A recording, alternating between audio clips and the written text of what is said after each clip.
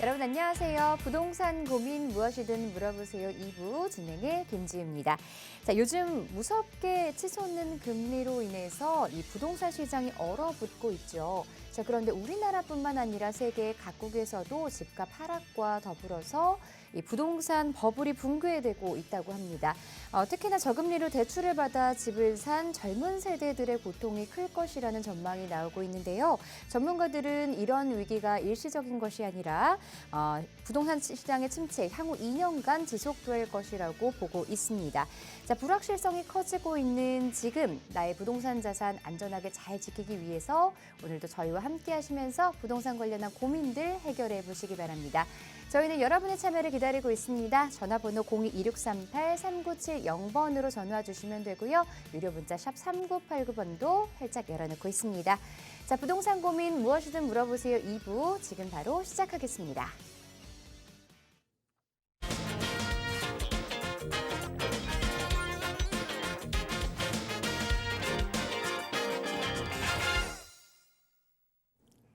자, 여러분의 부동산 관련한 고민 속 시원하게 해결해 주실 전문가분 모셨습니다. 차원부동산투자연구소의 양승묵 소장 자리해 주셨습니다. 소장님 안녕하세요. 네, 안녕하십니까. 차원부동산투자연구소의 양승묵 소장입니다. 추석 명절은 모두 다 잘 보내셨지요? 이제 앞으로는 좀 걱정해야 될 부분들이 굉장히 많이 생긴 것 같습니다. 특히 부동산 시장에 그렇죠. 현재 부동산 시장의 주택시장 전반을 보면 과히 좋은 현상은 아니다 이렇게 보여집니다. 앞으로도 한동안 좀 이런 조정 장세가 좀 지속되지 않을까라는 생각이 들고요. 하지만 내리는 곳이 있으면 또 오르는 것도 있기 마련입니다. 과거에도 그래왔었고요. 지금도 여전히 진행 중인 것 같습니다. 서울에도 우리가 사라지지 않는 도시, 향후에 끝까지 미래에 남을 도시에 사람들이 집중하는 지역은 언제나 부동산 가격은 우상향하더라라는 것을 다들 알고 계실 겁니다. 그렇습니다. 세계 경기는 지금 경제는 오른 방향으로 가고 있지는 않은 것 같습니다. 워낙 물가가 많이 오르다 보니까 긴축에 한 발 들려서 지금 긴축을 굉장히 하고 있는 상황인데요. 그에 따라서 이제 세계 금리가 올라가게 되면 우리나라도 당연히 자본 유출을 방지하기 위해서 금리를 올리는 수밖에 없겠죠. 하지만 저는 그렇게 생각합니다. 이게 장기간 지속될 것은 아니고 일시적으로 금리가 올라갈 것이다. 이 시기만 잘 버티고 지나간다면 충분히 다음에 또 다른 상승장에서 우리가 큰 수익을 볼 수도 있을 것이다 라고 생각을 하기 때문에 여러분들 지금 당장 너무 걱정이 있더라도 너무 고민하지 마시고 그 고민 지금 많이 한다고 해서 해결되는 건 아니지 않습니까? 조금만 버티시라 라고 말씀드리고 싶습니다. 부동산에 관한 고민이 있으시다면 언제든지 주저 마시고 전화 주십시오. 안 되면 문자라도 주시면 제가 그 문자를 받아서 상세하게 한번 설명을 드리도록 하겠습니다. 지금 바로 전화나 문자를 주시기 바라겠습니다. 자, 부동산 시장은 거시적으로 바라봤을 때에는 우상향으로 가는 양상이 있기 때문에 여러분 지금 좀 힘든 상황들 전문가들과 함께 하면서 그 해결책들 잘 모색해 보시는 것도 참 좋은 시간이 될 수 있을 거라고 생각이 듭니다. 전화번호 다시 한번 안내해 드릴게요. 02-2638-3970번으로 전화 주시거나 유료 문자 샵 3989번으로 사연 보내주시기 바랍니다. 자, 시청자분들의 부동산 고민 해결 지금부터 시작해 보도록 하겠는데요. 문자 상담 만나보도록 할게요. 자, 끝번호 3280번님이 보내주신 내용입니다. 강서구 방화 5단지 실거주 겸 투자 목적으로 매수해도 괜찮을까요? 라고 보내주셨습니다. 방화 쪽을 보고 계시는 것 같아요. 거주도 하시면서 향후에 좀 미래가치 상승 여력이 어느 정도 있는지 궁금해하고 계시는 것 같습니다. 소장님 보시기에는 매수해도 괜찮을까요? 네, 문자에 대해서 답변을 드리겠습니다. 물론 지금 조정 장세이긴 합니다만 시청자님께서 여력이 되신다면 방화동도 매수하셔도 크게 무리는 가지 않을 것 같습니다. 왜냐하면 일단 서울 지역이고요. 그리고 바로 오른쪽에 마곡이 있습니다. 마곡 산업단지가 있기 때문에 항상 중요한 건 그거죠. 앞으로 수요가 계속해서 있을 것이냐 아니면 수요가 줄어들 것이냐 이게 문제인데요. 살펴보시면 여기 방화에 바로 옆에 마곡이 있기 때문에 마곡 지구 때문에 이쪽에 수요가 계속해서 몰리게 되겠죠. 향후에도. 그러면 당연히 주변 지역은 가격이 많이 오르지는 않더라도 계속해서 우상향하고 올라간다. 이렇게 보시면 되겠습니다. 자, 방화역 인근에 방화 5단지가 있죠. 이 5단지 같은 경우에는 연수로는 90년대 초반에 아마 지어졌을 겁니다. 그러다 보니까 아마 향후에 재건축도 생각을 할 수 있겠다라고 생각을 하시겠지만 제가 볼 때는 이 대지 지분 같은 경우도 많이 잘 살펴봐야 하거든요. 제 머릿속에는 이 대지 지분이 많다고 나와 있지는 않습니다. 그래서 다른 방향을 한번 또 말씀을 드리도록 할게요. 그것도 한번 생각해 보시기 바라겠습니다. 일단 기본적으로 내가 거주하는 거는 하셔도 된다. 왜냐하면 다른 지역들에 비해서 내리거나 많이 내리거나 그러진 않을 것이다. 이런 생각이 들기 때문에 반대는 하지 않겠지만 그래도 조금 더 나은 제2의 차선책이 있다면 최선책이 있다면 그 최선책을 향해서 가야 되지 않겠습니까?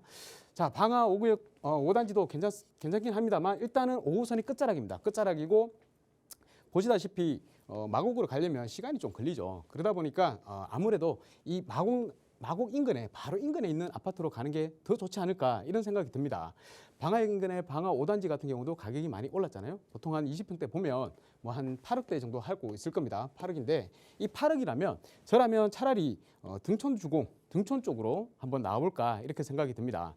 왜냐하면 이쪽 일대에는 아파트 단지가 굉장히 군락이 형성이 되어 있고요. 그러다 보니까 아무래도 주거 환경이 더 좋겠죠. 주거 환경이 더 좋은가 동시에 여기 등촌주공도 마찬가지로 이제 지어진 지 좀 오래되었기 때문에 향후에 재건축이나 아니면 뭐 리모델링이나 이런 방향으로 방향을 틀 수가 있을 것 같다. 그러면 그렇게 되면 만약에 상승기에 다시 재건축의 바람이 분다 그러면 아마 가격이 많이 상승할 것이다. 이렇게 생각이 되고요. 우리 시청자님께서 거주하시는 지역이나 직장 위치가 어딘지는 모르겠습니다만 만약 서울 인근에 서울 안쪽에 직장이나 뭐 거주 위치가 있다 그러시면 꼭 마곡이 아니더라도 앞으로 마곡은 이미 이제 완성이 되어가는 단계이지 않습니까? 앞으로 더 수요가 집중하는 지역에 좀 주목하실 필요가 있겠다 이런 생각이 듭니다. 그래서 만약에 제가 같은 가격대라면 다른 곳을 한번 추천을 드리겠습니다. 등촌주공이 아니고 또 다른 곳인데요. 여기 보시면 조금 더 확대를 해보겠습니다. 우리 관악구죠. 관악구에 보시면 관악현대아파트라고 있습니다. 관악현대아파트가 있는데요. 현충은 바로 뒤쪽에 있습니다. 7호선이 지나가고 있고요. 7호선이 지나가다 보니까 이 7호선이 어디로 갑니까? 바로 강남으로 바로 들어가죠. 강남으로 들어가는 호선이 지나고 있기 때문에 가치가 굉장히 높다 이렇게 말씀드릴 수 있겠는데 이 관악현대아파트가 세대수가 약 한 2,100세대 정도 됩니다. 2,100세대 정도 되고 2,100세대 대단지 아파트인데 연수가 지금 한 30년 차가 넘었습니다. 30년 차가 넘어갔기 때문에 향후에 제가 볼 때는 그렇습니다. 향후에 재건축으로 갈 확률이 굉장히 높다. 재건축. 앞으로의 서울시의 아파트의 이슈는 바로 재건축이 될 겁니다. 재개발 아니면 재건축인데요. 재건축 같은 경우에는 아무래도 투자 비용이 많이 들기 때문에 갭투자를 하시기에는 좀 무리가 따릅니다. 하지만 실거주에다가 투자의 목적을 같이 가지신다, 동시에 가지신다 그러면 아마 이 관악현대 아파트가 더 좋지 않을까 이런 생각을 해봅니다. 또 하나의 제가 말씀드릴 부분은 뭐냐면 개발 호재라고 말씀드렸는데요. 이 현대아파트, 관악현대아파트 인근에 여기 보시면 서초역 있죠? 서초역. 여기 이제 서리풀 터널이 있습니다. 서리풀 터널이 있는데 내방역에서 서초역 가는 서리풀 터널이 뚫렸는데요. 그 위에 정보사 부지가 있어요. 정보사 부지가 있는데 지금 현재 토양 정화 작업을 하고 있습니다. 여기가 그 면적을 보면 한 9만 제곱이 돼요. 9만 제곱인데 이곳에다가 우리 향후에 한국형 실리콘밸리를 넣는다고 합니다. 굉장히 많은 수요들이 직장인의 수요가 많이 들어오겠죠. 들어온다 그러면 아무래도 이쪽 인근에 주변으로 해서 아파트에 대한 수요가 굉장히 높아질 겁니다. 높아지다 보면 오른쪽으로 가면 어떻게 됩니까? 아무래도 강남이다 보니까 아파트 가격대가 굉장히 높습니다. 높은 상황이고 그러면 꼭 고소득자만 여기 직장을 다니는 건 아니지 않습니까? 그러다 보니까 주변으로 아마 이 영향이 미칠 것이다. 그래서 7호선을 따라서 아무래도 수요가 굉장히 몰려올 것이다. 그 7호선의 가운데에 지금 관악현대아파트가 있으니까 이 두 가지 정도만 보더라도 재건축이나 아니면 주변의 개발 호재만 보더라도 여기 관악구에 있는 현대아파트를 선택하시는 게 더 좋은 결정이 될 수도 있겠다. 이렇게 말씀을 드리겠습니다. 물론 한번 임장은 해보셔야 할 거고요. 지금 가진 보유 자금에서 과연 취득할 수 있는 물건이 있는지를 살펴보셔야 될 건데요. 아마 간혹가다 금매가 나오기 때문에 너무 서두르지는 마시고요. 지금 상황은 서둘러서 좋을 건 없습니다. 편안하게 생각하시되 만약 매물이 내가 갖고 있는 자금 범위 안에 들어있는 매물이 나온다 그러면 꼭 한번 선택하셨으면 좋겠습니다. 그러면 굉장히 향후에 큰 부를 이룰 수 있겠다. 초석을 달릴 수 있겠다. 이렇게 말씀드리겠습니다. 그래서 꼭 한번 살펴보시기 바라겠습니다. 감사합니다. 지금 말씀드린 지역들 위주로 임장 활동 꼼꼼하게 잘 따져보시고요. 아무래도 조금 더 자세한 설명 필요하시다면 다시 한번 전화로 상담 신청해 주시기 바랍니다. 자, 계속해서 8309번님이 보내주신 문자 상담 만나볼게요. 동대구역 화성파크 드림으로 이주해도 괜찮을까요? 라고 보내주셨네요. 자, 지금 다른 곳에서 거주를 하고 계시는 것 같은데 지금 동대구역에 있는 화성파크 드림으로 이주를 물어보셨습니다. 이쪽에서 거주를 하면서 향후에 실거주하면서 미래 가치가 있는 곳인지 궁금하신 것 같은데요. 소장님 보시기에는 전망 어떻게 보고 계신가요? 네, 동대구에 있는 화성파크 드림이라고 말씀을 하셨습니다. 제가 이번 추석에도 제가 이제 고향이 대구다 보니까 대구를 내려갔다 왔는데요. 대구가 우리 매매 시장을 보면 상황을 보면 우리 뭐 한국부동산원이나 아니면 국민은행이나 이런 데서 이제 발표를 하잖아요. 그런 걸 보면 대구가 이미 하락기에 접어든 지가 한 1년 가까이 되어 가는 것 같습니다. 다른 곳을 다 오르고 있을 때 대구는 거의 뭐 오르지를 못하고 주저앉고 있는 상황이었습니다. 그게 왜 그러냐 하면 아시다시피 뭐 시청자분도 어차피 뭐 대구 인근에 아니면 대구에 거주를 하시기 때문에 관심을 가지신다면 아시겠지만 대구에 공급이 굉장히 많습니다. 이번에도 뭐 동대구역 인근으로 해서 가보니까 뭐 전부 다 크레인들밖에 없습니다. 그만큼 공급이 조만간에 많이 이루어진다는 것이죠. 그래서 지금 입지는 괜찮습니다. 동대구역의 인근에 있기 때문에 입지는 괜찮은데요. 아무래도 이 인근으로 해서 들어오는 아파트들이 굉장히 많을 겁니다. 그냥 간단하게 한번 제가 살펴봐 드릴게요. 살펴보면 아무래도 모르는 것보다는 알고 뭐 이사를 하시더라도 하셔야 되니까 제가 한번 살펴보겠습니다. 여기 보시면 동대구역이 여기 있고요. 바로 주변에도 지금 현재 입주할 수 있는 아파트들이 굉장히 많이 있습니다. 이제 곧 조만간 2023년, 24년에서 다 입주를 할 텐데요. 동대구 파크드림이라고 하면 아마 여기를 말씀하시는 것 같습니다. 그리고 주변에 이 빨간색들이 전부 다 이 입주 예정인 아파트 단지들이기 때문에 공급이 딱 이루어졌을 당시에 그 당시에는 전세가도 많이 내려가고요. 아무래도 매매가도 올라갈 수가 없습니다. 그래서 한동안 대구는 좀 정책이지 않을까 이런 생각이 들어요. 그리고 여기 보시면 이게 이제 수요 공급을 나타내는 그래프를 이제 인터넷에 제공을 하고 있는데요. 2023년 내년입니다. 내년 그리고 2024년 이 두 군데만 본다 하더라도 여기 보십시오. 우리 대구의 일반적인 수요 시민들이 이제 아파트에 살고자 하는 수요가 약 한 매년 1200세대, 12,000세대 정도 됩니다. 12,000세대. 그런데 2023년, 24년 이 두 개를 합쳐보면 약 한 6만 세대가 들어오는 겁니다. 거의 뭐 한 6배 가까이 갑작스럽게 2년 안에 공급이 이루어지다 보니까 이게 가격이 올라갈 수가 있겠습니까? 올라가기가 힘들 것 같습니다. 그래서 저라면 제가 시청자님 입장이라면 대구에서 지금 집을 사는 것은 좀 관망을 하겠다. 좀 그냥 여유 있게 좀 기다리는 게 좋겠다. 이렇게 말씀을 드리고 싶고요. 자, 그러면 내가 만약에 보유 자금이 있는데 이걸 가지고 그럼 대구가 아니면 어디 뭐 다른 데 할 것이 있느냐라고 살펴보시면 아직까지도 수도권, 서울 지역은 공급이 없기 때문에 아시다시피 공급이 없습니다. 공급이 없다 보니까 향후에도 계속해서 가격이 떨어지진 않는다. 계속해서 조금씩 알게 모르게 올라갈 것이다. 이런 생각이 듭니다. 그래서 만약에 자금이 있다면 한동안 대구는 침체기를 좀 겪을 것이기 때문에 그게 2년이 될지 3년, 4년, 5년이 될지 모릅니다. 그래서 느긋하게 기다린다고 생각을 하시고 그동안 서울 쪽에다가 투자를 하셔가지고 시세 차익을 좀 보시고 난 다음에 서울이 많이 올랐을 때 대구가 다시 오를 때가 있겠죠. 그때는 분명히 징조가 나타납니다. 그때 다시 서울에 있는 거를 매도하고 대구에 더 좋은 집으로 매수를 한다 하시더라도 그렇게 하는 게 더 바람직할 것 같다. 이렇게 말씀을 드리겠습니다. 그래서 지금 당장 대구에 이사를 가는 거는 제가 조금 반대 의견을 좀 드리고 싶고요. 가급적이면 서울에다가 투자를 하시라. 가지고 계신 보유자금이 얼마인지 모르겠지만 만약에 보유자금으로 서울의 재개발을 투자할 수 있다면 굉장히 큰 시세 차익을 올릴 수 있을 것이다. 그래서 서울 재개발 유심히 보시고요. 더 궁금한 사항이 있으면 내가 진짜 어디 투자를 하고 싶다.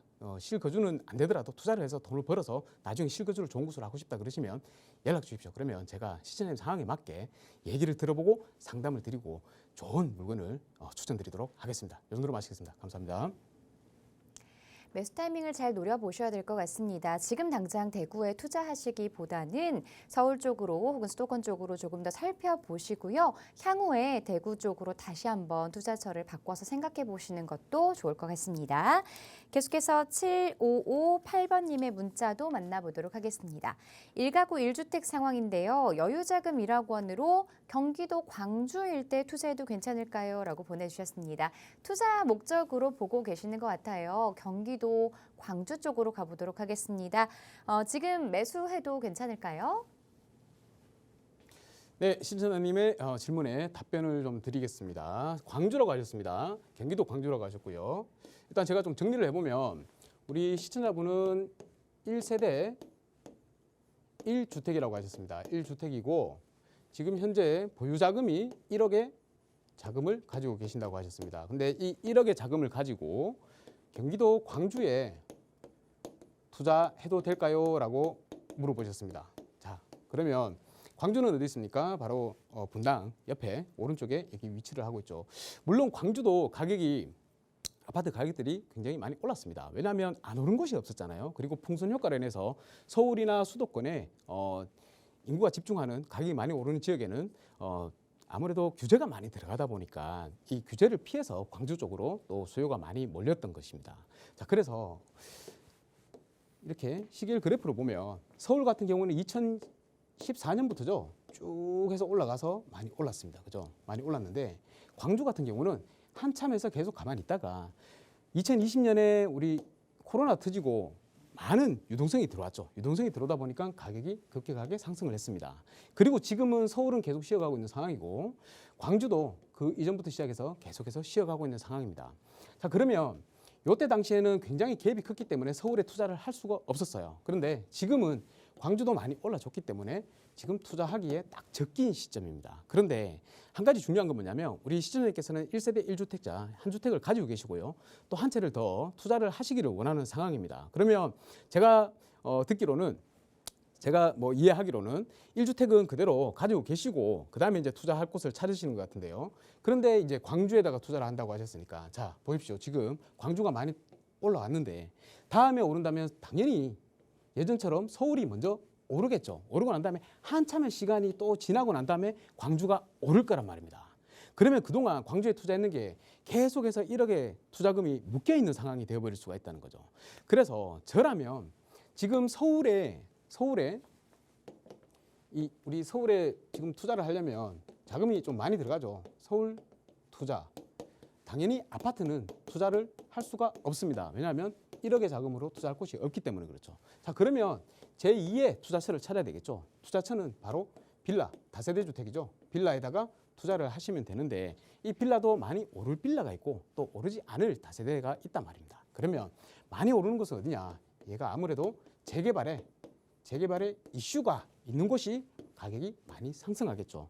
그러면 광주에 어디 아파트나 아니면 빌라나 얻은 걸 투자하는 것보다는 더 큰 수익을 올릴 수 있다는 겁니다.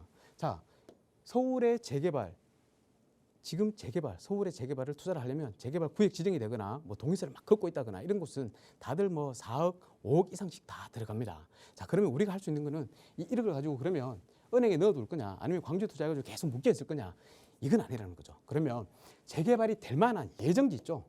예정지를 찾아야 합니다. 예정지가 지금 현재 서울에는 재개발을 많이 추진해 주기 위해서 지금 신속통합이다, 공공재개발이다, 모아타운이다가 많이 추진을 하고 있습니다. 그럼 내가 신청을 해서 선정이 될 수 있을 만한 아니면 나중에라도 선정이 될 만한 지역에 미리 들어가 있는 게 제일 좋지 않을까요? 그러면 제일 큰 시세 차익을 이룰 수 있지 않을까요? 그런 지역을 찾으셔야 됩니다. 제가 한 군데만 딱 예를 들어 드린다면 자, 여기 한번 보십시오.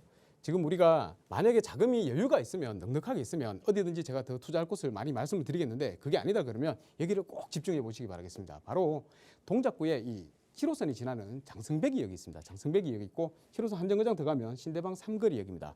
요 일대를 왜 주목하라고 말씀드리냐면 바로 이 상도초등학교 옆에 여기에 상도 14구역이라고 해서 여기는 신속통합으로 후보지로 선정이 된 곳입니다. 그래서 지금 재개발을 진행을 하고 있는 곳입니다. 자, 그리고 바로 아래 보면 상도 15구역이라고 있습니다. 상도 15구역이라고 있습니다. 여기는 지금 현재 신속통합기획을 위해서 지금 공모가 들어갔죠. 신속통합기획을 위해서 지금 동의서를 걷고 있는 곳이란 말이에요. 그러면 당연히 상도 14구역은 가격이 굉장히 높을 것이고요.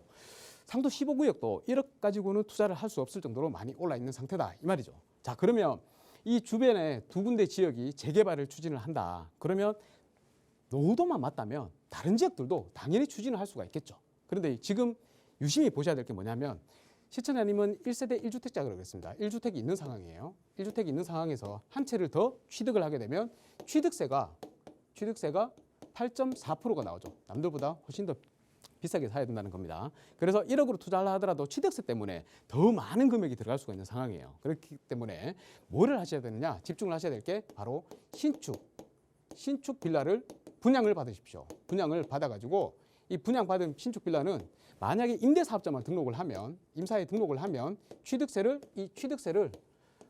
85%를 감면을 받을 수가 있습니다. 그러면 1주택자 취득세하고 동일하게 낸다. 이렇게 생각을 하시면 되겠습니다. 그러니까 취득세가 거의 안 들어간다는 말이죠. 자, 대신에 유의해야 될 게 뭐냐면 현재 서울에서 신속통합이나 공공재개발에 이렇게 주장하는 구역 있죠. 그런 곳은 이미 권리산정 기준일이 정해져 있습니다. 권리산정 기준일, 바로 현금청산 대상자가 되는 그 기준일이죠. 이 기준일이 정해져 있기 때문에 지금 만약에 신축이 되는 것에 신청을 하셨다가는 나중에 입주권을 받을 수 없는 상황이 생길 수도 있습니다. 그래서 한 가지 말씀드리고 싶은 건 뭐냐면 이 신축 빌라, 재개발이 가능한 곳에 신축 빌라를 투자하시되 바로 역세권 재개발로 보라는 것입니다. 역세권 재개발로 보면 이 역세권 재개발은 권리산정 기준일이 바로 구역 지정이 되어야지 권리산정 기준일이 나오는 겁니다. 구역 지정일이 바로 권리산정 기준일입니다.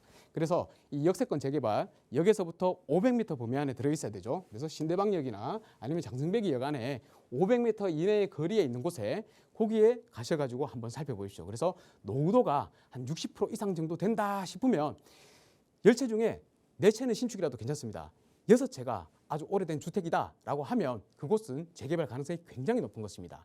앞으로 서울 지역에 역세권 재개발이 추진될 수 있는 구역이 굉장히 가격이 좀 상승을 많이 할 것 같다. 이게 제 생각입니다. 그래서 역세권 재개발이 가능한 지역 제가 한번 봤거든요. 여기 상도 신대방 삼거리역 앞에 상도 14구역과 15구역 사이에 이 부분에 한번 가셔가지고 살펴보시고 투자처를 정하시면 좋겠다. 그러면 충분히 성공적인 투자를 하실 수 있겠다. 이렇게 말씀을 드리겠습니다. 더 궁금한 사항이 있으면 전화해 주셔서 상담을 한번 받아보시면 해결이 되실 것 같습니다. 감사합니다. 네, 개발 속도가 빠르고 좀 집가 상승 여력이 높은 곳을 찾아보시는 게 좋을 것 같은데요. 소액 투자 가능한 곳들 그리고 이렇게 조건에 맞는 곳들 좀 짚어드렸으니까 참고해 보시고 자세한 내용은 전화로 다시 한번 상담 신청해 주시기 바랍니다. 자, 6668번님이 보내주신 문자 만나볼게요. 평택 센트럴자이 3단지입니다. 향후 전망이 궁금합니다. 라고 보내주셨는데 지금 보유를 하고 계신 건지 혹은 매수 계획을 가지고 계신지는 문자상에 잘 나와 있지 않는데요. 평택 센트럴자이 3단지입니다. 향후 미래 가치가 어떨까요?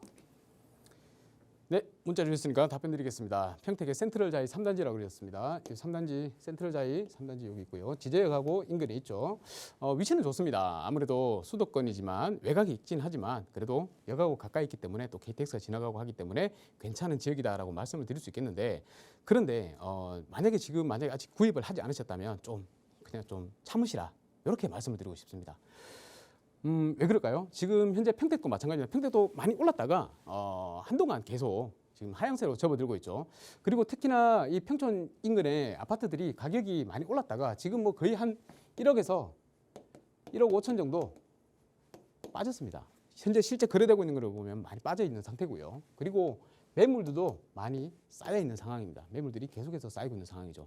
왜 그렇겠습니까? 아무래도 이 세계 경기나 아니면 부동산 시장 상황을 봤을 때 앞으로 많이 오를 것이다라는 생각을 가지신 분들이 적다는 거죠. 거기다가 대출 규제들이 또 많이 아직도 묶여 있기 때문에 가격이 오르는 건 단순합니다. 내가 아무리 비싸게 샀더라도 뒤에서 내가 팔 때 받아주는 사람이 더 비싼 가격에 살 수 있으면 가격은 계속 오를 수가 있습니다. 그런데 지금 현재 우리 아파트나 아니면 주택을 구입할 때 다들 어떻게 하시죠? 대출을 다 끼고 하시죠. 그런데 이 대출을 막아버렸기 때문에 뭐 다주택자나 말 것 없이 다 대출을 막아버렸잖아요. 그러다 보니까 더 비싼 가격에 받아줄 사람이 없는 겁니다. 그래서 대출이 풀리지 않는 이상에는 금리 인상도 중요하긴 하겠지만 금리 인상보다 더 중요한 게 바로 이 대출입니다. 대출 규제가 풀리지 않는 이상에는 앞으로 가격이 상승하기 힘들 것이다. 이렇게 봐지는데요. 당장 뭐 대출을 규제를 막 풀라는 그런 징조는 아직까지는 보이지 않고 있습니다. 그래서 좀 기다리셔야 될 것 같고 대출 규제가 만약에 풀린다 그러면 만약에 그렇다 그러면 어디부터 먼저 오를까요? 제가 누누이 말씀드리죠. 바로 서울부터 먼저 오를 겁니다. 그래서 서울이 또다시 한번 상승을 하고 나야 그 다음에 수도권 주요 지름이 상승을 할 것이고 그 다음에 평택이나 이런 곳으로 내려갈 거란 말입니다. 그래서 만약에 아직까지 취득을 하지 않으셨다면 좀 취득하시는 거를 좀 뒤로 미루시라 이렇게 말씀을 드리겠고 저라면 차라리 그 금액이면 서울 안쪽으로 좀 들어와서 투자를 해볼 것 같습니다. 그리고 만약에 지금 취득을 하셨다면 할 수 없습니다. 뭐 방법이 있겠습니까? 일단은 2년은 기다리셔가지고 비과세 요건을 만드시고 난 다음에 다시 투자를 하셔야 되는 방법이 있고요. 아니면 내가 좀 손해를 보더라도 이번 기회에 정리를 하고 좀 더 좋은 지역으로 갈아타고 싶다. 그런 뭐 전략을 세울 수도 있을 겁니다. 그러면 만약에 그런 전략을 세우고 싶다면 전화 주십시오. 그래서 조금 더 내가 오를 수 있는 지역에다가 투자를 하시는 게 더 좋지 않을까 이런 생각이 듭니다. 더 궁금한 사항이 있으면 아래 나가는 전화번호로 전화 주시면 제가 더 상세하게 설명드리도록 하겠습니다. 감사합니다.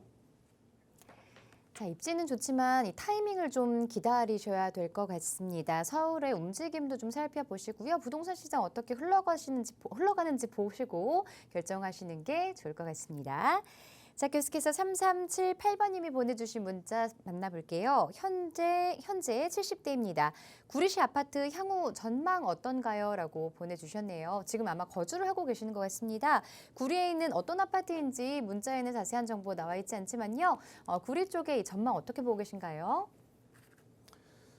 네, 구리시 아파트도 마찬가지죠. 자, 보겠습니다. 구리는 바로 우리 서울 바로 옆에 붙어 있죠. 그래서 뭐 서울이나 마찬가지라고 생각을 하시면 되겠습니다. 그런데 중랑구 옆에 바로 붙어 있죠. 그래서 중랑구 자체가 아파트 가격대가 그렇게 높은 곳은 아니기 때문에 구리도 여기에 뭐 조금 더 낮겠죠. 그래서 아파트 가격이 형성되어 있다. 이렇게 생각하시면 되는데요.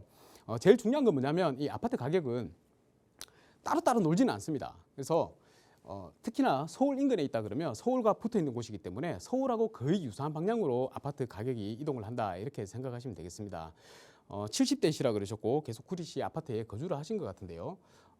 일단 연세가 좀 있으시기 때문에 그냥 뭐 편안하게 너무 뭐 부동산 가격이 내린다고 고민하지 마시고 그래봤자 뭐합니까? 걱정만 들어가죠. 차라리 좀 더 긍정적인 마음을 가지시고 세월 또 좀 더 지내시다 보면 또 아파트 가격은 또 편안하게 상승하는 분위기를 탈 때가 올 겁니다. 그래서 그때까지 기다리셔도 되고요. 만약에 저라면요, 이번 기회에 한번 갈아타는 방향을 한번 생각해 볼 것 같습니다. 아무래도 구리시에서 오랫동안 거주하셨기 때문에 다른 곳으로 갈아탄다는 게 썩 여의치는 않으시겠습니다만 그래도 내가 조금 더 시세 차익을 좀 올리고 싶다, 돈을 좀 더 벌고 싶다 하시면 한번 이번 기회에 갈아타시는 것도 괜찮겠다. 서울 안쪽으로 좀 들어오시라. 이렇게 말씀을 드리겠고, 아니면 자녀분들이 계시면 자녀분들 명의로 투자를 좀 해두세요. 내가 구리시 아파트에 있지만 만약에 보유자금이 좀 있으시다면 구리시 아파트에서 거주를 하시면서 자녀분들을 위해서 분산 투자를 좀 서울 지역의 재개발, 이 향후에 될 만한 곳에다가 투자를 해주시는 게 가장 좋을 것 같다. 이렇게 말씀을 드리겠고요. 제가 자세한 사항은 모르기 때문에 자세한 상담을 원하신다면 전화 주셔가지고 상담 한번 받으시기 바라겠습니다. 상담 받으셔서 근심이 더 느는 거는 제가 못 봤습니다. 아무래도 좋은 방향으로 말씀을 드리기 때문에 더 나은 곳으로 말씀을 드리기 때문에 선생님께서는 만족을 하실 수 있을 것 같다. 이렇게 얘기를 드리겠고요. 구리시 아파트 뭐 나쁘진 않지만 그래도 가급적이면 한번 서울 쪽으로 이동하시는 것을 고려해 보시라. 아니면 재개발에다가 분산 투자를 하시는 것을 추천을 드리겠습니다. 이 정도로 마치겠습니다. 감사합니다. 네, 투자 목적이 강하시고 또 향후에 어떤 시세 차익 이런 부분에 대해서 또 고려를 하고 계시다면 서울 쪽으로 방향을 바꿔서 생각해 보시는 것도 좋을 것 같습니다. 문자 상담으로는 한계가 있기 때문에 다시 한번 전화 주셔서 전문가의 상담 꼼꼼하게 받아보시고요. 자, 계속해서 이번에는 부동산 시장을 뜨겁게 달구고 있는 핫한 뉴스들 살펴보도록 하겠습니다. 기존 재건축과 재개발이 강화된 안전진단 등 여러 가지 규제를 고전하는 동안 소규모 정비사업의 일환인 가로주택 정비사업에 대한 관심이 높아지고 있습니다. 이 가로주택 정비사업의 이런 인기는 단순히 사업 진행이 빠르다는 점에만 있지 않다고 하는데요. 관련된 자세한 이야기 들어보도록 하겠습니다. 네, 요즘 서울의 재개발 시장 굉장히 뜨겁고요. 재건축 시장은 조금 주춤한 편입니다. 그런데 이 재개발 시장보다도 더 좀 이렇게 핫한 곳들이 있다고 해서 제가 살펴봤는데 바로 요즘 모아타운이죠. 모아타운으로 인해서 소액 자본으로 가지고 많은 시세 차익을 올릴 수 있는 지역이다 해서 모아타운에 많이 투자도 하고 계시고요. 또 문의사항도 굉장히 많은 것 같습니다. 이 모아타운이라고 하면 소규모 재개발, 재건축, 가로주택 정비 사업들을 모아서 이렇게 추진을 하는 것이고요. 그중에 오늘 제가 살펴볼 것은 이 바로 가로주택 정비 사업입니다. 가로주택 정비 사업 예전에는 큰 관심을 가지지 못했지만 일반적인 재개발이나 재건축 같은 경우에는 구역 지정이 되고도 한참이 걸려서 한 10년이나 걸려야지 우리가 새 아파트로 입주하는 그런 그런 상황이 되죠. 그런데 알고 봤더니 이 가로주택 정비 사업 같은 경우에는 굉장히 짧은 시간에 속도가 굉장히 빠르게 신축 아파트로 입주할 수 있는 그런 장점을 가지고 있더란 말입니다. 그런데 우리가 가로주택 정비 사업에 대해서는 잘 모르는 것 같아요. 왜냐하면 가로주택 정비 사업은 그냥 뭐 나홀로 아파트이기 때문에 많이 오르지 않아, 이런 인식이 강해서 그런 것 같습니다. 그런데 중요한 건 뭐냐면 가로주택 정비 사업도 가로주택 정비 사업 나름이죠. 서울 지역의 핵심 입지에 앞으로 가격이 많이 오를 만한 입지, 아니면 주변에 아파트가 없는데 신축 아파트가 되어서 그 아파트에 대한 수요를 다 흡수할 수 있는 그런 입지에 있는 가로주택 정비 사업이라면 충분히 우리가 투자할 만하다, 이런 판단이 들었습니다. 그래서 제가 오늘 가로주택 정비 사업이 어떤 사업이고 또 그 핵심 내용들, 우리가 핵심 내용은 어떤 것들이 있는지, 또 여기에서 우리가 또 주의해야 될 사항들은 어떤 게 있는지. 왜냐하면 투자를 했는데 막상 내가 입주권이 안 나온다든지 아니면 또 다른 어떤 문제로 인해 가지고 투자가 어그러질 수가 있지 않겠습니까? 그래서 그럼 조심해야 될 부분들, 이런 것들을 꼼꼼하게 한번 짚어드리는 시간을 갖도록 하겠습니다. 제목은 이렇게 잡아봤습니다. 가로주택 정비사업. 우리 소규모 주택 정비사업은 굉장히 많은 사업들이 있는데요. 그중에서도 가로주택 정비사업만 꽂았습니다. 핵심 내용과 유의사항에 대해서 한번 설명을 드리도록 하겠습니다. 제일 중요한 건 먼저 이 가로주택 정비사업, 우리가 재개발 사업이나 아니면 뭐 일반 다른 뭐 소규모 재개발 사업들이 어떤 법에 인해 가지고 사업이 나오게 됐는지가 굉장히 중요합니다. 그게 나중에 제가 뒷부분에도 한번 설명을 드릴 텐데요. 도시 및 주거환경정비법에 의한 사업인지 아니면 지금 현재 설명드릴 이 가로주택 정비 사업에 포함된 법에 의한 사업인지에 따라서 여러 가지 우리가 살펴봐야 될 부분들이 있습니다. 이 가로주택 정비 사업은요, 빈집 및 소규모 주택 정비에 관한 특례법이라고 있습니다. 이 특례법으로 인해서 사업이 이루어지는 겁니다. 예전에는 이 가로주택 정비 사업도 도정법 안에 포함이 되어 있었는데 다 떨어져 나왔습니다. 떨어져 나오고 재개발, 그러니까 도정법에 의한 재개발 사업은 주거환경 개선 사업과 재개발 그리고 재건축 사업, 이 세 가지밖에 안 남았고요. 나머지는 다 빈집 및 소규모 주택 정비에 관한 특례법으로 다 떨어져 나왔습니다. 자, 살펴볼 법이 뭐 있냐면 소규모 주택 정비에 관한 특례법과 그에 따른 시행령, 시행규칙, 그리고 또 지자체별로 다 각각 조례를 가지고 있죠. 이 조례도 되게 중요합니다. 이 조례를 다 한번 살펴보셔야 되고요. 오늘 제가 설명드릴 이 조례는 서울시의 조례를 따르도록 하겠습니다. 자, 여기에 보시면 이 법에는 빈집 정비 사업과 소규모 주택 정비 사업 두 가지로 이렇게 따로 양분을 해놨습니다. 빈집 정비 사업은 자체적으로 공공이 들어가서 이렇게 해주는 거기 때문에 우리가 투자하고는 전혀 관계가 없는 부분에서 제외를 하고요. 소규모 주택 정비 사업에 대해서만 한번 살펴봐야 되죠. 자율주택 정비 사업과 가로주택 정비 사업, 소규모 재건축, 소규모 재개발, 이렇게 네 가지 사업으로 구성되어 있습니다. 각각 조금씩 다 다릅니다. 오늘은 가로주택 정비 사업에 대해서만 한번 설명을 드리도록 하겠습니다. 이 가로주택 정비 사업은 그러면 법에서 규정하고 있는 게 어떤 구역을 가로주택 정비 사업으로 진행할 수 있느냐, 이게 가장 중요하겠죠. 먼저 살펴보면 가로구역 내에 있어야 됩니다. 가로구역 내에 종전의 가로를 유지를 그대로 해야 되고요. 그리고 소규모로 주거 환경을 개선하기 위한 사업이라고 정의가 되어 있습니다. 살펴볼 부분이 시행령 3조하고요. 시행규칙 2조를 살펴봐야 되는데요. 이 법에서 지금 따른 부분이기 때문에 여기서 만약에 시행령이나 시행규칙에서 해당 사항이 없다 그러면 이 가로주택 정비사업을 시행을 할 수가 없는 겁니다. 그래서 만약에 가로주택 정비사업을 추진하시려는 분들이 있다면 그분들도 여기를 한번 주목해 보셔야 된다, 이렇게 말씀드리겠습니다. 일단의 가로구역 안에 위치를 하고 있어야 된다. 가로구역이라고 하면 6m 이상 도로로 이렇게 다 구분이 돼야 되겠죠. 이 안에 들어있는 가로주택 정비사업 구역이 있어야 하는 겁니다. 자, 여기에 면적은 10,000제곱미터를 초과할 수는 없습니다. 10,000제곱미터 미만이어야 됩니다. 10,000제곱미터 이상이 되면 안 되고요. 10,000제곱미터 미만, 그러니까 9,999까지 된다는 얘기죠. 그리고 여기 사업지 내에, 가로구역 내에 통과하는 도로가, 예정도로가 6m, 4m 이하를, 4m를 넘어가게 되면 가로주택 정비사업구역으로 추진을 할 수가 없습니다. 그래서 꼭 통과하는 도시계획 도로가 4m 통과하는 도시계획 도로가 있는지 없는지를 살펴보셔야 되고요. 자, 사업요건의 시행구역은 아까 말씀드렸듯이 1만 제곱 미만이라고 했는데요. 또 1만 제곱을 넘어설 수도 있습니다. 이게 뭐 공공이 시행한다든지 아니면 뭐 기부 체납을 해서 공공 임대 비율을 높인다든지 하면 약 2만 제곱까지도 가능은 합니다. 자, 그리고 중요한 거, 제일 중요한 거 하나 있죠. 바로 건축물, 노후 불량 건축물이 3분의 2 이상이 되어야 된다는 거, 67%가 되어야지 가로주택 정비 사업을 실행을 할 수가 있다는 겁니다. 자, 그리고 주택 규모도 있습니다. 단독 같은 경우에는 10호 이상이어야 되고요. 공동인 경우에 20세대 이상인데 이거 뭐 크게 중요하지 않고요. 단독 공동주택인 경우에는 20채 이상은 이 안에 들어있어야 된다는 겁니다. 요거를 다 만족을 하면 바로 가로주택 정비사업구역으로 지정을 해서 연번 신청해서 바로 추진을 할 수가 있다는 얘기죠. 물론 주민의 동의도 중요합니다. 그 부분은 뒷부분에서 설명드리겠습니다. 해당 지역의 일부, 그러니까 요 가로가 6m 가로가 일부가 광장이나 공원이나 녹지나 하천 이런 등등으로 해서 둘러싸일 수도 괜찮습니다. 요거를 가로가 아닌 공원으로 돼 있다 하더라도 바로 가로로 인정해 주겠다 이런 내용이죠. 그래서 주변에 꼭 일단의 획지가 이 가로로 도로로 이루어지지 있지 않고 공원이 하나 있다 하더라도 크게 문제되지는 않는다. 이 부분을 알고 계시면 되겠습니다. 가장 큰 장점이죠. 이 가로주택 정비사업은 기존의 도정법에 따른 정비사업을 보면 기본계획 수립부터 시작해서 청산, 준공 때까지 약 한 10몇 가지의 절차를 거쳐야 됩니다. 그런데 이 가로주택 정비사업은 굉장히 단순합니다. 단순한 게 기본정비계획 필요가 없고요. 안전진단도 필요가 없습니다. 그리고 구역 지정 이런 것도 다 필요가 없고요. 조합 설립 인가가 바로 들어갈 수 있습니다. 추진위도 없습니다. 바로 조합 설립 인가를 신청을 할 수가 있고요. 조합 설립 인가를 신청하게 되면 사업 시행 인가를 신청하게 되겠죠. 이 사업 시행 인가 안에 우리 분양 계획이죠. 관리 처분 계획이 다 포함이 되어 있습니다. 그래서 관리 처분 계획도 필요가 없습니다. 그리고 바로 이주 철거, 착공이 들어가고 준공입니다.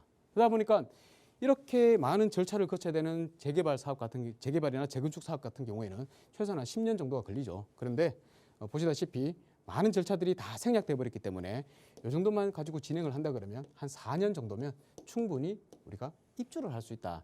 이게 가장 큰 장점이 될 것 같습니다. 그래서 가로주택 정비 사업에 투자를 하시는 분들, 좋은 입지에 투자를 하시는 분들은 여기에서 두 번만 잘 하셔도 재개발보다 더 큰 수익을 얻을 수 있다. 이렇게 말씀을 드리겠습니다. 자, 그리고 이제 주요 내용들을 살펴봐야 될 부분들인데요. 우리 사업 시행자 굉장히 중요하죠. 사업 시행자가 토지 등 소유자, 그러니까 그 가로구역 안에 소유자가 한 20명이 안 된다, 20명 미만이다 그러면 조합 설립 없이 그냥 바로 진행을 할 수가 있습니다. 그런데 대부분 다 20명 이상이 되죠. 그러다 보니까 다 조합을 설립을 해야 됩니다. 일반 도정법하고 똑같습니다. 조합이 구청장으로부터 조합 설립 인가를 받아서 단독 시행하거나 조합원 과반수의 동의를 얻어서 LH나 SH 등과 같이 공동 시행할 경우에는 조합을 설립을 해서 진행을 하면 되겠습니다. 대부분 다 이런 방식을 취하고 있죠. 자, 그리고 두 번째로 이제 공공시행자가 있는데요. 이 공공시행자 같은 경우에는 토지 소유자들의 동의를 받아야 되죠. 동의를 받아가지고 토지주택공사 LH만 해당이 됩니다. LH를 사업 시행자로 지정을 하면 공공시행자로 지정을 해서 여러 가지 좀 혜택을 더 받을 수 있습니다. 그리고 지정개발자도 있는데 신탁사가 하는 거죠. 이 지정개발자 같은 부분은 크게 신경 쓰지 않아도 될 것 같고요. 우리가 주목해야 될 부분은 바로 이 조합이다. 조합이 어떻게 설립되는지 구성이 되는지 그 부분을 한번 알아봐야 된다. 이렇게 말씀을 드리겠고요. 자, 두 번째로 그래서 이제 조합을 설립을 하죠. 조합 설립에 관한 거는 법제 23조에 있습니다. 요거는 이제 일반적인 도정법 같은 경우에는 우리가 3분의 2 이상의 동의가 필요하죠. 그래서 4분의 3이죠. 4분의 3의 동의가 필요합니다. 조합 설립 인가할 때. 그래서 75%를 이제 만족을 해야 된다는데 가로주택 정비 사업 같은 경우에는 조금 더 높습니다. 10분의 8입니다. 그래서 요거는 80%까지 동의율을 만족을 해야지 설립 인가를 내준다. 이렇게 알고 계셔야 됩니다. 그리고 토지 면적의 3분의 2 이상, 그래서 67% 이상을 이렇게 조합을 해서 동의가 되어야지 조합 설립 인가가 난다. 그러면 토지 등 소유자가 80% 이상이 되기 때문에 만약에 가로주택 정비사업 조합 설립 인가에 대한 동의서를 받아가지고 80%가 됐다, 인가가 났다 그러면 그냥 무조건 그냥 간다고 생각하시면 됩니다. 그래서 빨리 진행할 수 있다. 이렇게 생각하면 될 것 같고요. 요 안에서 또 공동주택들이 있죠. 뭐 우리 다세대 연립 이런 것들 공동주택이죠. 공동주택 같은 경우에는 각 동별 구분 소유자 과반수 동의가 또 따로 필요하다. 재건축하고 비슷합니다. 재건축도 각 동별로 과반수 동의가 필요하죠. 그처럼 공동주택은 과반수 동의를 받아야 된다. 이렇게 알고 계시면 될 것 같습니다. 주택의 규모는 크게 의미가 없기 때문에 넘어가도록 하겠습니다. 한 가지 더 봐야 될 게 2종 일반 주거지역의 가로주택 정비사업은 총수를 7층 이하로 제한을 하고 있는데 이것 때문에 가로주택 정비사업 안 돼 하시는 분들 많았거든요. 근데 이게 다 완화가 돼가지고 심의를 거치면 15층까지 완화가 됩니다. 대신에 이제 임대주택은 조금 건설을 해야 되죠. 그래서 사업성이 나온다. 이렇게 보시면 될 것 같습니다. 자, 세 번째로 이제 네 번째로 관리처분입니다. 관리처분이 바로 제가 사업 시행인가 사업 시행 계획을 만들 때 포함이 된다 그랬죠. 분양 계획이죠. 이 분양 계획이 포함이 되는데 이게 굉장히 좀 중요합니다. 왜 중요하냐면 우리 지금 현재 투기과열지구 안에 서울 지역에 재개발을 투자를 하게 되면 주택을 몇 채 받을 수 있습니까? 2채까지 받을 수 있죠. 그런데 이 가로주택 정비사업은 최대 3주택까지 받을 수 있다고 법제 33조에 나와 있습니다. 그래서 만약에 이제 다가구를 가지고 계시는 분들이나 좀 큰 단독주택을 가지고 계시는 분들 보통 재개발 반대 많이 하시잖아요. 왜냐하면 내가 그냥 갖고 있어도 이 토지 가격이 올라가기 때문에 괜찮은데 굳이 내가 뭐 재개발 진행해가지고 뭐 돈 벌 게 뭐가 있냐 이렇게 생각하시는 분들이 많은데 여기는 3주택까지 공급이 가능하기 때문에 잘하면 뭐 84 5959 이렇게 여러 개를 받을 수 있단 말입니다. 그래서 내가 수익이 굉장히 좀 나올 수가 있다는 거죠. 그래서 동의율을 높이는데 굉장히 좋다 이렇게 말씀드리겠습니다. 그래서 가로주택 정비 사업은 우리 큰 주택을 가지고 계시는 분들도 동의를 많이 하시기 때문에 왜냐 3주택까지 공급이 가능하다고 법에 못을 박아놨기 때문에 가능하다는 겁니다. 그래서 연문 동의서만 나오면 조합 설립 인가를 위한 동의율이 굉장히 빠른 시간 안에 올라갈 수 있다 이렇게 보시면 되겠습니다. 자 그리고 건축 규제가 완화가 되는데요. 건축이 심의를 거쳐가지고 뭐 이런 건폐율 산정, 대지의 안에 조성, 뭐 대지의 조경 이런 것들이 높이 제한 이런 것들이 다 완화가 된다 이렇게 보시면 되겠습니다. 완화되는 기준들이 다 있습니다. 그 각각을 다 설명드리기에는 시간이 벅차기 때문에 요거는 넘어가도록 하겠습니다. 자 그리고 이제 유의사항에 대해서 이제 좀 살펴봐야 되죠. 굉장히 중요한 부분입니다. 이 권리산정 기준일 때문에 투자를 못 하시는 분들이 굉장히 많습니다. 보유자금을 가지고도 이걸 어떻게 해야 될지 몰라서 혹시나 권리산정 기준일 때문에 현금 청산이 되면 어떠냐, 입주권을 받을 수 없으면 어떡하나 해서 못 하시는 분들이 많은데요. 중요한 부분이 이 조합이 대부분 다 조합으로 사업을 시행을 하죠. 조합의 사업 시행자인 경우에는 조합 설립 인가일이 권리산정 기준일입니다. 그래서 중요한 게 다주택자들 같은 경우에는 우리 취득세 때문에 투자를 많이 못 하잖아요. 취득세 때문에 투자를 못 하는데 이거를 해지할 수 있는 방법이 바로 신축을 분양받아 가지고 임대사업자로 등록을 하게 되면 85% 감면을 받을 수 있기 때문에 신축을 투자를 할 수가 있는데 중요한 건 요즘 재개발들 뭐 신속통합이나 공공재개발이나 이런 것들이 전부 다 권리산정 기준일이 올해 22년 1월 28일로 묶여있기 때문에 그 이후에 신축을 취득을 하게 되면 만약에 거기가 구역으로 지정이 돼버리면 다 권리산정일이 소급이 돼버려가지고 현금 청사를 받을 확률이 굉장히 높다는 겁니다. 근데 여기는 조합 설립 인가일이 권리산정 기준이라고 돼 있기 때문에 조합 설립 인가 이전에 만약에 이전에 준공이 나는 건물이다. 그러면 권리산정 기준이라고 전혀 무관합니다. 그래서 준공만 나면 됩니다. 준공만 나면 우리 바로 보존등기 접수하죠. 보존등기를 접수하면 건축주가 이 구분 소유가 다 되는 거기 때문에 이때가 바로 조합 설립 인가일 전에 준공만 나면 바로 다 입주권은 나온다. 이렇게 생각을 하시면 되겠습니다. 구청장이나 LH 등이 사업 시행자일 경우에는 똑같습니다. 이게 다 구역 지정일입니다. 구역 지정일. 그러니까 지정 고시일이나 아니면 지정 고시일이죠. 다 주민합의체 구성 신고일 이런 때가 다 권리산정 기준일이 되기 때문에 크게 걱정하실 필요 없다. 가로주택 정비 사업이 진행하고 있는 곳은 신축을 분양을 받으시더라도 투자에 크게 만족을 하실 거다. 이렇게 말씀을 드리겠습니다. 자, 두 번째로 이제 분양 대상인데요. 분양 대상은 똑같습니다. 재개발하고 똑같습니다. 종전 건축물 중에 주택 소유자면 내가 갖고 있는 지분이 0.1평만 된다 하더라도 그게 주택이라면 무조건 분양 대상자가 되는 겁니다. 그리고 토지만 만약에 갖고 있다 그러면 서울 같은 경우에는 90제곱미터 이상이어야 됩니다. 그리고 권리가액이 분양용 최소 규모 공동주택 1가구의 추사의 이상인자. 이게 뭐냐면 최소로 이제 분양하는 우리가 새로 신축을 지으면 그게 꼭 84만 있는 게 아니고 59 그리고 44 이렇게 있잖아요. 그 최소 단위로 분양하는 공동주택 조합원 분양가가 나올 겁니다. 그것보다 권리가가 내가 좀 더 높으면 다 받을 수 있다 이 얘기입니다. 자 그리고 넘어가겠습니다. 자 그리고 이제 중요한 것도 수명의 분양 신청자가 한 명의 분양 대상자가 되는 경우 이것 좀 주목을 해야 되죠. 조례에 나와 있습니다. 서울시 조례에 나와 있는데 이게 뭐냐면 일단 조합 설립 인가가 나는 날이 권리산정 기준일이라고 그랬습니다. 그래서 그 권리산정 기준일 이후에 뭔가 이루어지게 되면 청산 대상이 돼버리고 청산 대상이 아니고 정확하게 말씀드리면 우리가 다세대가 있죠. 이 다세대가 준공 권리산정 기준일 그러니까 조합 설립 인가 이후에 준공이 되어버렸다. 그러면 이게 전부 다 현금 청산이 돼 아예 입주권을 받을 수 없는 게 아니고 이 수인의 분양 대상자가 한 명 대표 1인 있죠. 이 대표 1인에게만 분양 신청 자격이 주어진다는 겁니다. 그래서 만약에 단독 다가구를 조합 설립 인가일이죠. 권리산정 기준일 이후에 다세대로 전환을 했다. 그러면 요거는 전체에 하나만 나옵니다. 그리고 권리산정 기준일 이후에 또 토지를 분할을 했다. 그럼 이것도 하나만 나오게 되고 권리산정 기준일 이후에 공동주택을 건축해서 토지 등 소유자가 증가했다. 이게 이제 신축을 하는 거죠. 신축 행위를 하면 소유자가 증가하는 경우에는 그 소유자 증가했는 것만큼 다 나오는 게 아니고 1인에게만 입주권이 주어진다. 이렇게 생각을 하시면 되겠습니다. 이거는 재개발하고 똑같습니다. 그런데 재개발하고 차이점이 뭐냐면 권리 산정 기준일의 차이가 있는 거죠. 신속통합이나 공공재개발 같은 경우에는 1월 28일이 원래 1월 28일이 권리 산정 기준일이 된다고 했습니다. 그래서 1월 28일 이후에 준공이 나는 건물들은 이렇게 다 토지 소유자가 증가하더라도 한 명한테만 분양 대상자가 되기 때문에 입주권이 하나만 나온다는 거고, 그래서 이제 현금 청산이 된다고 얘기하는 거죠. 하지만 우리 가로주택 정비사업 같은 경우에는 조합 설립 인가일이 권리 산정 기준일이 되기 때문에 그 전에 조합 설립 인가 전에만 준공이 나게 되면 다 받을 수 있다. 물론 조합 설립 인가 후에 준공이 나게 되면 어렵습니다. 그 부분은 좀 알고 계시고 투자에 참고를 하셔야 될 것 같습니다. 자, 그리고 조합원 지위 양도 금지가 있습니다. 이게 얼마 전까지만 하더라도 전혀 없었는 내용이었는데요. 8월 4일 이후에 법이 시행이 되었습니다. 그래서 워낙 이제 또 투기가 과열되다 보니까 이걸 좀 막으려고 법에서 다시 개정을 했죠. 그래서 조합원 지위 양도 금지, 요거는 예전에 재개발, 재건축에만 있었던 겁니다. 그런데 요거를 이제 가로주택 정비사업, 뭐 소규모 재개발, 재건축까지 다 늘어나는 겁니다. 뭐냐면 투기과열 지구가 지정된 지역에서는 8월 4일 이후에 조합이 인가 신청을 한 경우입니다. 그때 투기과열 지구에 지정된 서울은 다 해당이 되겠죠. 조합 설립 인가 후에 해당 사업 건축물이나 토지를 양수받는 자, 그러니까 누군가 이제 매도를 하겠죠. 매도를 하는데 양수를 받으면 조합은 지위가 없다는 겁니다. 그러니까 현금 청산이 돼버린다는 거죠. 이게 굉장히 조심해야 되는 부분이죠. 예외 사항들이 있습니다. 세대원 전원이 타시도로 이동을 한다든지 아니면 세대원 전원이 상속주택으로 다 들어가 버리고 그런 물건을 팔았는 것을 받았을 때는 상관이 없습니다. 또 해외 이주도 마찬가지고요.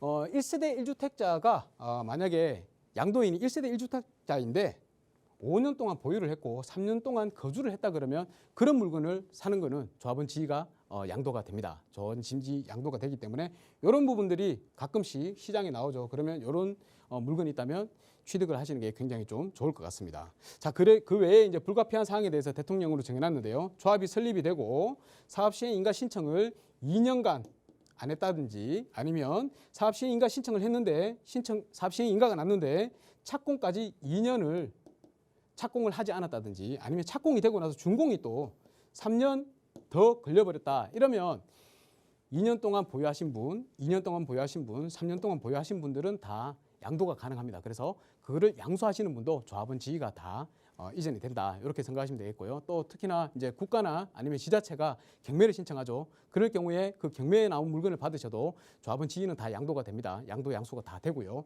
대신에 이제 일반적인 채무관계, 개인 간의 채무관계에 의해 가지고 경매가 나온 것들을 받았을 때는 안 되니까 그건 또 유의를 하셔야 되겠습니다. 이런 것들 잘 모르신다 그러면 문의해서 전화를 주시면 제가 상세하게 답변을 드리겠습니다. 그리고 또 중요한 부분, 5년 재당첨 제한이 있죠. 5년 재당첨 제한. 이거 많이 물어보십니다. 말씀드렸듯이 제가 서두에 말씀드렸듯이 일반 재개발은 도정법을 따르고요. 이 가로주택 정비 사업은 빈지 및 소규모 주택 정비에 관한 특례법을 따른다고 그랬습니다. 이 법이 엄연히 두 개가 분리가 되어 있습니다. 그래서 5년 재당첨 제한은 바로 우리 일반 도정법 있죠. 이 도정법에 따르는 법이기 때문에 도정법에 의한 사업만 5년 재당첨 제한에 걸리게 됩니다. 그래서 이 내용을 보면 투기과열지구 서울이죠. 서울에서 도정법에 의한 관리 처분, 인가가 나는 거는 5년 이내에 다른 곳에서 재개발 투자를 할 수가 없다. 입주권을 받을 수 없다는 내용인데 여기에 딱 정해져 있지 않습니까? 제74조 도정법에 의한 관리처분 계획인가입니다. 그런데 우리는 가로주택 정비사업은 빈지법이라고 그랬습니다. 빈소법에 의해서 관리처분 인가가 나는 거기 때문에 두 개가 완전히 다른 법이다. 그래서 5년 재당첨 제한하고는 상관이 없으니까 내가 만약에 5년 재당첨 제한의 규정에 걸리는 재개발 물건지에 물건을 갖고 있다 하더라도 가로주택 정비 사업을 할 때 5년 재당첨하고 전혀 상관이 없기 때문에 그거는 걱정 안 하시고 투자를 하셔야 된다. 투자를 하셔도 된다. 이렇게 말씀을 드리겠습니다. 자, 그리고 토지 등 소유자가 이제 동의서를 진구를 하죠. 진구를 할 때 바로 이 검인한 서면 동의서를 사용을 해야 됩니다. 구청으로부터 검인했는 연번이 부여된 동의서를 가지고 이제 동의를 해야 되는데요. 동의를 받아야 되는데요. 그 연번이 부여되지 않은 동의서 있잖아요. 그건 다 아무 소용이 없습니다. 그래서 연번이 부여된 동의서를 받는다. 그러면 이게 이제 조합 설립 인가 내려고 동의서 걷고 있구나 이렇게 생각하시면 됩니다. 그러면 거의 구역 지정일이 가까워왔구나 이렇게 생각하시면 됩니다. 조합 설립 동의서, 가로주택 정비사업 이렇게 직인이 찍힌 이런 동의서를 가지고 구하는지 아닌지 확인해 보시면 될 것 같습니다. 자, 그리고 뭐 속도 굉장히 빠르다고 말씀드렸고요. 규제와 무관하다. 5년 재당첨 제한에 없고요. 또 초과이익 환수제도, 재건축에 있는 초과이익 환수제도 없다. 이렇게 생각하시고 가로주택 정비 사업에 꼭 한번 관심을 가지고 투자해 보시기를 바라겠습니다. 감사합니다. 네, 잘 들었습니다. 금융 지원과 그리고 규제 완화 등으로 이 사업 속도가 빠른 가로주택 정비 사업 유의 사항까지 짚어봤습니다. 전문가의 도움, 이 투자에 대한 방향 이런 것들 필요하신 분들은요. 언제든지 02-2638-3970번으로 전화 주시고요. 유료 문자 샵 3989번도 활짝 열어놓고 있습니다. 자, 이 프로그램은 시청자 여러분에게 보다 다양한 정보를 제공하기 위해 제작된 것으로 해당 부동산의 가치나 물건의 가격 상승 하락은 보장하지 않는다는 점 꼭 기억해 주시기 바랍니다. 자, 오늘 하루 마무리 잘 하시고요. 저희는 내일 이 시간에 다시 찾아뵙겠습니다. 고맙습니다.